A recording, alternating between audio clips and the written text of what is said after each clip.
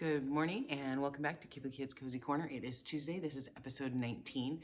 Again, if you're not matching the days of the week, that's okay. Just hope you're enjoying this, even if you don't get to some of this till summer. We are continuing with Matilda. Love this story. Absolutely love reading it. So let's do our pledge and our motto, just to kind of keep in our little school routine, and then we'll get started. Salute, begin. I pledge allegiance to the flag of the United States of America and to the republic for which it stands, one nation, under God, indivisible, with liberty and justice for all. Let's head over to I don't know why that's not quite getting in there today. There it is. Okay, begin. We are students at Peter J. Shields. We believe in kindness. We are responsible. We are persistent. We are respectful. We are bucket fillers. We drop acts of kindness into everything we do. We are Peter J. Shields. And I hope that whether you're a Shields kiddo or not, that you are seeing, doing, feeling the kindness, the respect, and what's going on out there. I do think that it's a difficult time, and I think some people are getting flustered, but at the same time, I still see and hear about kindness, and it's nice to see that positivity still going on. So I hope you all are all safe. I'm not going to waste any more time because this is chapter 3. This is a good one. This is where Matilda really gets going. I'm going to scoot this camera up just a smidgen. Maybe that's the problem. I don't know what's going on in my recording brain today, but it's a little frustrating. So this is chapter 3, the hat and the super glue. The following morning, just before the father had left for his beastly secondhand garage, Matilda slipped into the cloakroom, and got hold of the hat he wore each day to work. She had to stand on her tiptoes and reach as high as she could with the walking stick in order to get the hook off the peg, and even then she only just barely made it. So here she is. Right up there. The hat itself was one of those flat-topped pork pie jobs with the Jay's feather stuck in the hat band, and Mr. Wormwood was very proud of it. He thought it gave him a daring look, especially if he wore it at an angle with his loud check jacket and green tie. Matilda, holding the hat in one hand and a thin tube of super glue in the other, proceeded to squeeze a very thin line of glue neatly around the inside of the rim of the hat. Then she carefully hooked the hat back on the peg with a walking stick. She timed this operation very carefully, applying the glue just as her father was getting up from the breakfast table. Mr. Wormwood didn't notice anything when he put the hat on, but when he arrived at the garage, he couldn't get it off. Super glue is very powerful stuff. So powerful it will take the skin off if you pull too hard. True fact. Mr. Wormwood didn't want to be scalped, so he kept the hat on the whole day. Even when putting sawdust in the gearboxes and fiddling the mileage of the cars with his electric drill in an effort to save face, he adopted a casual attitude, hoping that his staff would just think he actually meant to keep it on that day. Just for the heck of it, kind of like gangsters do in film, so he's trying to play it cool. When he got home that evening, he still couldn't get the hat off. "Don't be silly," his wife said. "Come here, I'll take it off for you." She gave the hat a sharp yank. Mr. Wormwood let out a yell and rattled the window so loud it rattled the window page. "Ow!" he screamed. "Don't do it like that. Let go. You'll take half the skin off my forehead." Matilda, nestled into her chair as usual, was watching this performance over the rim of her book with some interest. "What's the matter, Daddy?" she said. "Has your head suddenly swollen or something?" The father glared at his daughter with deep suspicion, but said nothing. How could he? Mrs. Wormwood had said to him. It must be super glue. It couldn't be anything else. "I haven't touched that flaming stuff," Mr. Wormwood shouted. He turned and again looked at Matilda. He looked back at him with large, innocent brown eyes. Mrs. Wormwood said to him, "You should read the label on the tube before you start messing around with those dangerous products. Always follow the instructions on the label," she said. "What in heaven's name are you talking about?" he yelled back at her. Mr. Wormwood shouted, clutching the brim of his hat. "Do you think I'm stupid to glue this thing on my head on purpose?" Matilda said, "Well, there's a boy down the road who got some super glue on his finger without knowing it, and he put his finger up his nose." Mr. Wormwood jumped. What happened to him? He sputtered. Well, the finger got stuck inside his nose, Matilda said, and he had to go around like that for a whole week. People kept saying to him, stop picking your nose, and he couldn't do anything about it. He looked awful silly. Serve him right, Mrs. Wormwood said. He shouldn't have put his finger up there in the first place. It's a nasty habit. If all children had super glue on their fingers, they'd soon stop doing it. Matilda said, grown-ups do it too, Mummy. I saw you doing it just yesterday in the kitchen. That's quite enough from you, Mrs. Wormwood said, turning pink. Mr. Wormwood had to keep his hat on all through supper in front of the television. He looked ridiculous and stayed very silent. When he went up to bed, he tried again to get the thing off, and so did his wife, but it wouldn't budge. How am I going to have my shower? He demanded. Well, you'll just have to do without it, won't you? His wife told him. And later on, as she scratched her skinny little husband sulking around the bedroom in his purple striped pajamas with a hat on his head, she thought how stupid he looked. Hardly the kind of man a wife dreams about, she thought. Oh, there's the little boy with the finger stuck up his nose. Mr. Wormwood discovered that the worst thing about having a permanent hat on his head was having to sleep in it. It was impossible to lie comfortably on the pillow. Now do stop fussing around, his wife said to him after he had been tossing and turning for about an hour. I expect it will be loose in the morning, and then it'll slip off easily. But it wasn't loose by morning, and it wouldn't slip off. So Mrs. Wormwood took a pair of scissors and cut the thing off his head bit by bit. First the top, then the brim. Where the inner band had stuck to the hair all around the sides and back, she had to chop the hair right off the skin so that he finished up with a bald white ring around his head, something like a sort of a monk. But and in the front, where the band had stuck directly to the bare skin, there remained a whole lot of small patches of brown leathery stuff that no amount of washing was going to get off. At breakfast, Matilda said to him, "You must try to get those bits off your forehead, Daddy. It looks as though you've got little brown insects crawling all over you. People will think you've got lice." "Be quiet," the father snapped. "Just keep your nasty mouth shut, will you?"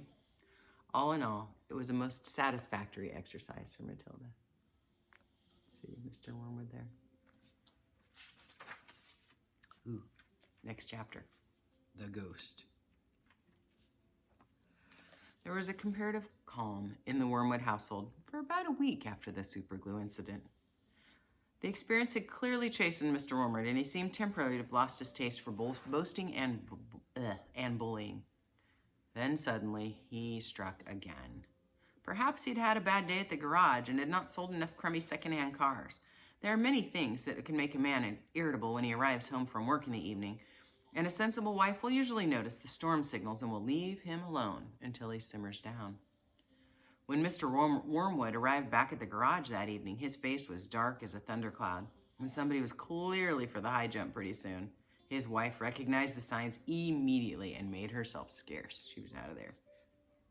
He then strode into the living room. Matilda happened to be curled up in an armchair in the corner, totally absorbed in a book. Mr. Wormwood switched on the television. The screen lit up. The program blared, and Mr. Wormwood glared at Matilda. She hadn't moved. She had somehow trained herself by now to block her ears to the ghastly sound of the dreaded box. What's the dreaded box?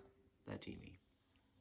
She kept right on reading, and for some reason this infuriated the father. Perhaps his anger was intensified because he saw her getting pleasure from something that was beyond his reach. "Don't you ever stop reading?" he snapped at her. "Oh, hello, Daddy," she said pleasantly.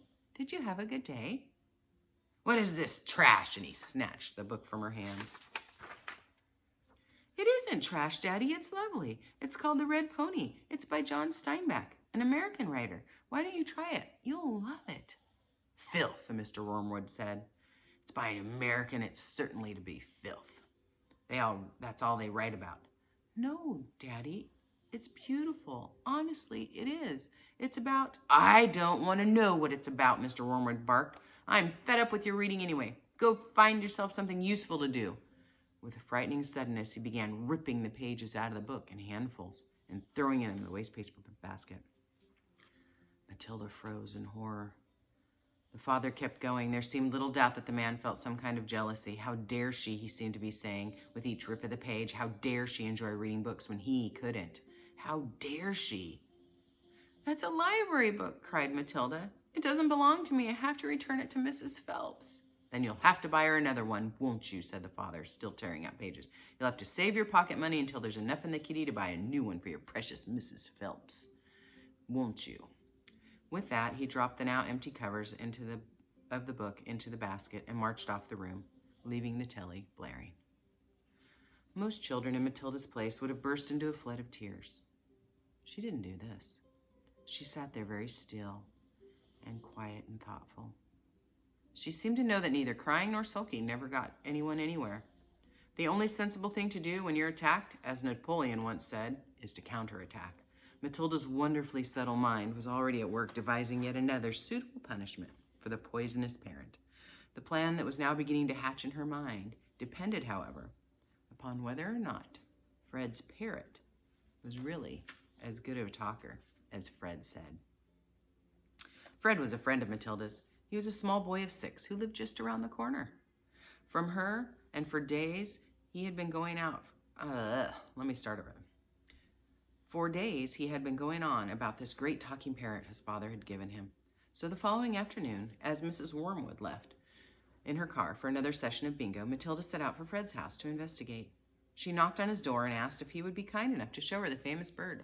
Fred was delighted, and he led her up to his bedroom, where a truly magnificent blue and yellow parrot sat in a tall cage. There it is, Fred said. Its name is Chopper. Make it talk, Matilda said. You can't make it talk, Fred said. You have to be patient. It'll talk when it feels like talking. They hung around waiting. Suddenly, the parrot said, hello, hello, hello. It was exciting to hear. It sounded exactly like a human voice, Matilda said. That's amazing. What else can it say? Rattle my bones, the parrot said, giving a wonderful imitation of his spooky voice. Rattle my bones. He always is saying that, Fred told her. Well, what else can he say? Matilda asked. That's about it, Fred said. But it's pretty marvelous, don't you think? It's fabulous, Matilda said. Will you lend him to me for just one night? No, Fred said, certainly not. I'll give you my next week's pocket money, Matilda said. That was different. Fred thought about it for a few seconds. All right, then, he said, if you promise to return him tomorrow. Matilda staggered back to her own empty house, carrying the tall cage in both hands. There was a large fireplace in the dining room, and she now set about wedging the cage up the chimney and out of sight. This wasn't easy, but she managed it in the end. Hello, hello, hello, the bird called out down to her. Hello, hello. Shh, shut up, Matilda said. She went out to wash the soot off her hands. That evening, while her mother and father and brother and Matilda were having supper as usual in the living room in front of the television, a voice came in loud and clear in the dining room across from the hall. Hello, hello, hello, it said. Harry, cried the mother, turning white. There's someone in the house. I heard it. So did I, the brother said. Matilda jumped up and switched off the telly. Shh, she said, listen.